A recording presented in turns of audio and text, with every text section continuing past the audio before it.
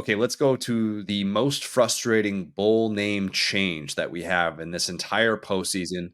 I Ugh. know it's rough. It's no longer the Outback Bowl. It is the RELIAQUEST Bowl. I was there last year. It's just different vibes, man. Talk about, oh gosh, a sponsor that, look, I'm not here to bash them. Not saying anything like that. I am. I'm not. I refuse to do that. I'm just saying I miss watching Cole eat an entire bloomin' onion on the sideline. That's the content I need in my life. Nonetheless, Wisconsin, LSU. LSU's an 11-point favorite.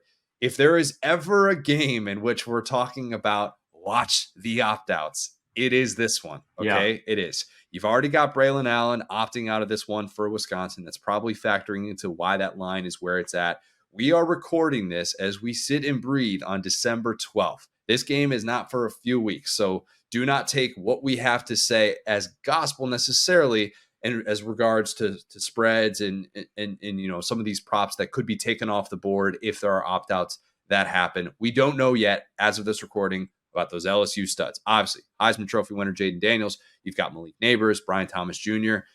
Wait and see if those guys are going to be playing. Although, even if all three of those guys opt out, I would still expect LSU to be a considerable favorite if it means that we're seeing Garrett Nussmeier and some of these secondary options that LSU has in the passing game. They still have depth at the pass catcher spots if those guys opt out. But Marler, are you scared away from minus 11 now, or would this be one of those wait and see with the opt outs before you make a play?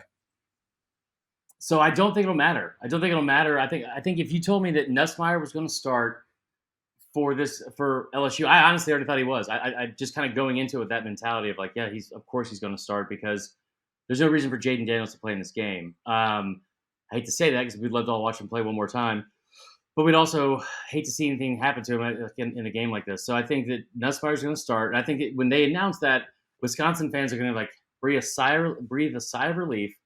And then like a half second later, someone's going to inform them what LSU has with Garrett Nussmeier, and it's going to be right back to panic mode. The most surprising thing to me about this is I thought this was going to be a match made in heaven with Phil Longo, our boy, going to Wisconsin, leaving UNC.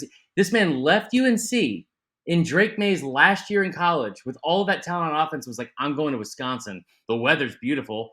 It should be a blast up there. If you told me he left there strictly because of the cheese curds, I'd believe it because it doesn't make a lot of sense why he would have left otherwise.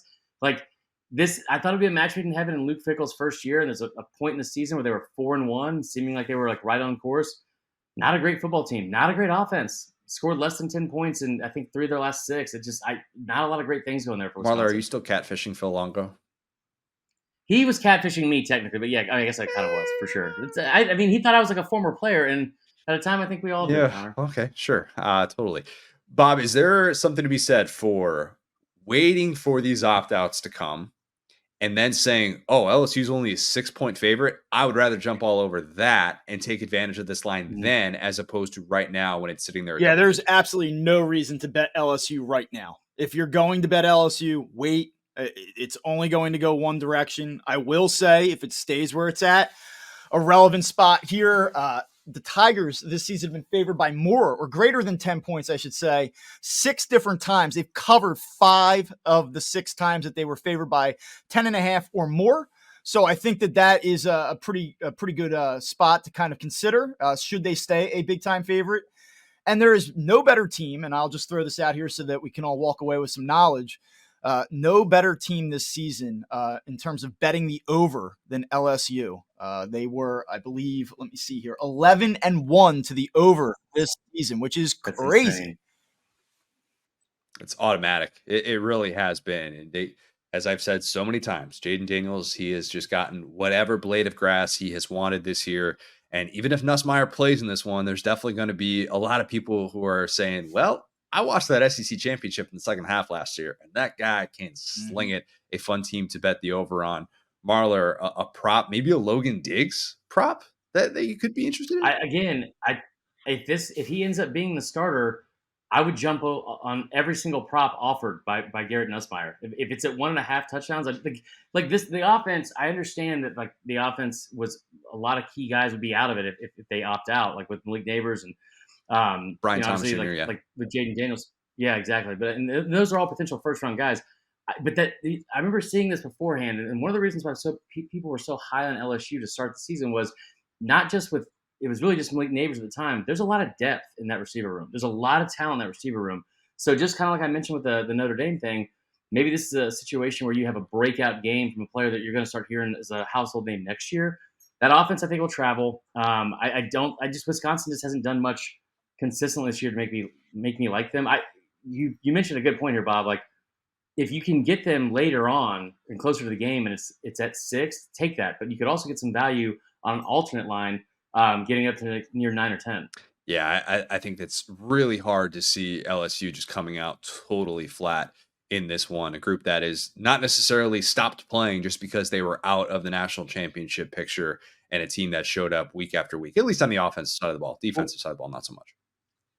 We thought they were going to show up flat last year against Purdue in True. that bowl game because of all the off-field stuff that was going on at the time, and they came out and just absolutely destroyed Purdue.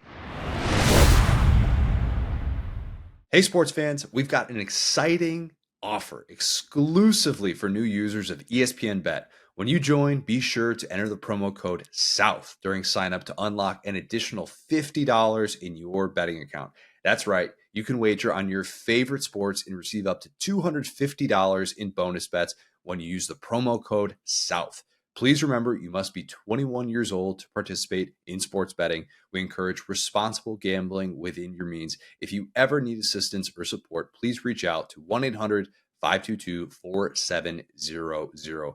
Join the action today and make the most of this fantastic offer.